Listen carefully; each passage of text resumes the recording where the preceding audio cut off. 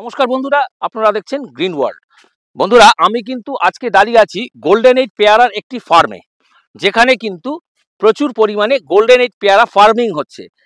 যে বাগানে আমি দাঁড়িয়ে আছি, এই বাগান কিন্তু মাত্র 1.5 বিঘা জমির ওপর তৈরি হয়েছে। এই গোল্ডেন এইট পেয়ারার কিন্তু চাষ হচ্ছে, আর এখানে প্রায় মাদার গাছে সংখ্যা প্রায় 9 করে হলেও 400 পিস মাতৃ গাছ এই গোল্ডেন এইট পেয়ারার এই মুহূর্তে রয়েছে, যেখান থেকে কিন্তু আপনারা প্রচুর পরিমাণে চারা এই মুহূর্তে পাচ্ছেন এবং আগামী দিনেও পাবেন। তো গোল্ডেন এইট পেয়ারার যে টেস্ট গ্রিন ওয়ার্ল্ড চ্যানেলের প্রতিবেদনে অবশ্যই আপনারা দেখেছেন। তো আপনাদেরকে বলবো, এই ধরনের ভ্যারাইটিস যারা করতে চাইছেন, যারা চাষ করবেন বলে ভাবছেন বা ঠিক করে রেখেছেন, তো আমি বলবো অবশ্যই কিন্তু গোল্ডেন এইট পেয়ারা চাষ করতে পারেন।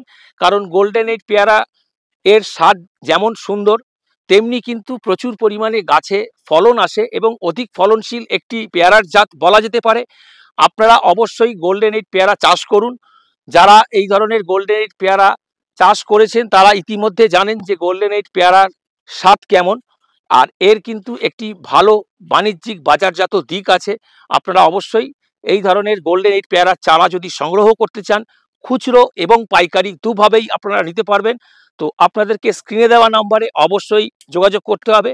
আর যারা আসতে চাইছেন তাদেরকে বলবো একবার অন্তত হলেও মানালি নার্সারিতে এসে গোল্ডেন এইট পেয়ারার ফার্মিং দেখে যান। নমস্কার।